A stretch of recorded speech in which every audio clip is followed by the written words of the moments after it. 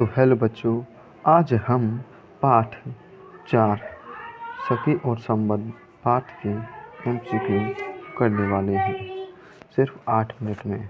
आइए देखते हैं। पहला क्वेश्चन है, सखी और संबंध पाठ के लेखक कौन हैं?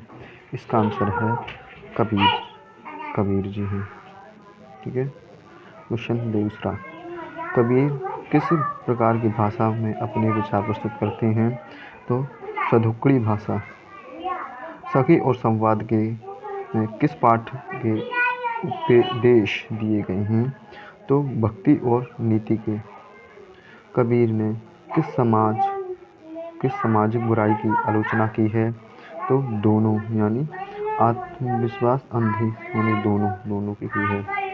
सखी और संवाद के रचनाकार कौन हैं? तो कबीरदास जी हैं। सखी और संवाद के साहित्य शैली से संबंधित है तो भक्ति साहित्य शैली। संत कबीर किस पंथ के प्रवर्तक माने जाते हैं? तो निर्गुण पंथ के। ये मिसप्रिंट हुआ है। संवाद का मुख्य उद्देश्य क्या है? तो अंधविश्वास पर प्रकाश। कबीर ने किसके प्रति आस्था व्यक्त की है? तो निराकार ब्रह्म के प्रति। कबीर ने किस सामाजिक बुराइयों की आलोचना की है? तो दोनों की, जाति व्यवस्था और अंधविश्वास की। साखी का क्या अर्थ है? तो गवाही। कबीर किस प्रकार के भक्त हैं? तो निर्गुण भक्त हैं। सखी और संवाद के में किसकी आलोचना की गई है? तो धार्मिक गुरुओं और समाज की, दोनों की गई है। ये सभी की, और धार्मिक की और सभी की गई है। माला फेरते हुए भया का क्या तात्पर्य है? तो केवल ब्रह्म आचार्य से धर्म नहीं होता। मन का मैल धोना का क्या अर्थ है? तो मन को शुद्ध करना। कबीर ने गुरु को किससे बड़ा बताया है? तो भगवान से बड़ा बताया है। पाथिप बढ़ जाए जग मुआ। पंक्ति का तात्पर्य क्या है? तो ज्ञान केवल पुस्तकों में नहीं आता। कबीर ने किसे सच्चा गुरु कहा है? तो जो सत्य का ज्ञान कराए उसे कबीर ने सच्चा गुरु कहा है। सूर्य और चंद्रमा का प्रतीक कबीर ने के लिए क्या दर्शाता है? तो अज्ञान का निशा। चलती चक्की देख के दिए कबीर रोए में। चक्की का क्या अर्थ है? तो जीवन का कठिनाइयों। कबीर के विचारों का प्रभाव किन पर पड़ता है? तो सभी धर्मों पर पड़ता है। माटी कहे कुमार से मैं माटी किसका प्रतीक है? तो मानव जीवन का प्रतीक है। कबीर का मुख्य उद्देश्य क्या था? तो युद्ध करना था। मन का मैल धोने का क्या अर्थ है? मन को पवित्र करना।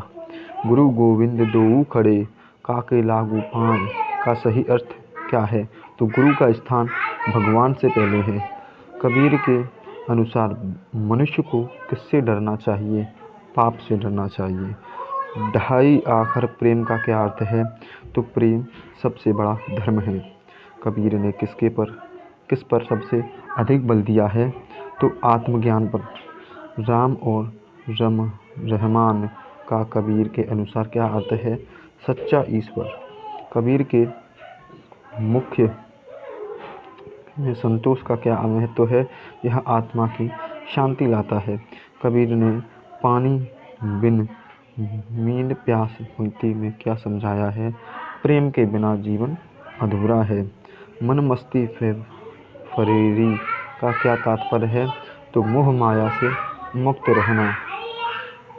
चढ़ जा बेटा सूली पर किसका प्रतीक है? तो ये है सच्चाई के दलित का। यदि आपने अभी तक वीडियो को लाइक नहीं किया है तो लाइक करें और आपको जो कुछ भी डाउट है वो कमेंट में ज़रूर लिखें, मैं उस पर वीडियो ज़रूर बनाऊंगा। आइए अब हम बढ़ते हैं अगले क्वेश्चन पर। कबीर का साहित्य किसके लिए प्रासंगिक है? तो हर व्यक्ति के लिए। कबीर किस प्रकार की साधना पर बल देते हैं? तो आध्यात्मिक। कस्तूरी कुंडली बसे से कबीर क्या समझना चाहते हैं? तो आत्मज्ञान भीतर ही है। कबीर के अनुसार सच्चा प्रेम किससे होता है? ईश्वर से। कबीर के साखी का मुख्य उद्देश्य क्या है? सामाजिक बुराइयों पर प्रहार। कबीर ने अंधविश्वासों का क्या कहा है? तो समाज की बीमारी। हरि शब्द कबीर की कविताओं में किस प्रकार है? तो ईश्वर के प्रकार। झीनी झीनी बिनी चदरिया का क्या अर्थ है?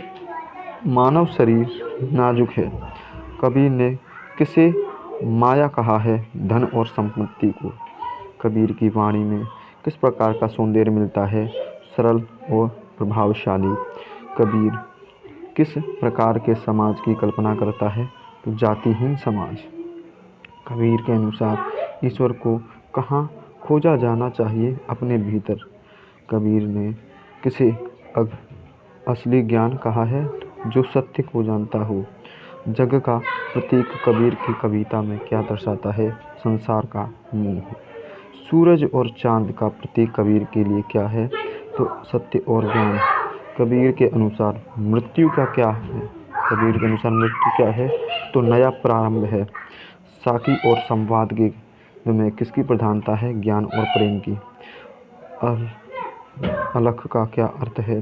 कबीर के अनुसार तो आदर्श ईश्वर। कबीर ने किसकी निंदा की है? कबीर ने किसकी निंदा की है? तो धार्मिक आडंबरों की। सच्चा ज्ञान कबीर के अनुसार कैसे प्राप्त होता है? गुरु के मार्गदर्शन से। कबीर के काव्य का मुख्य स्वर क्या है? प्रेम और भाईचारा। तो आप अपने दोस्तों को वीडियो ज़रूर शेयर करें और जिन्होंने अभी तक लाइक नहीं किया है वो लाइक करें। ये वीडियो आपको कैसा लगा कमेंट में ज़रूर बताएं। धन्यवाद। मिलते हैं आपको अगली वीडियो में।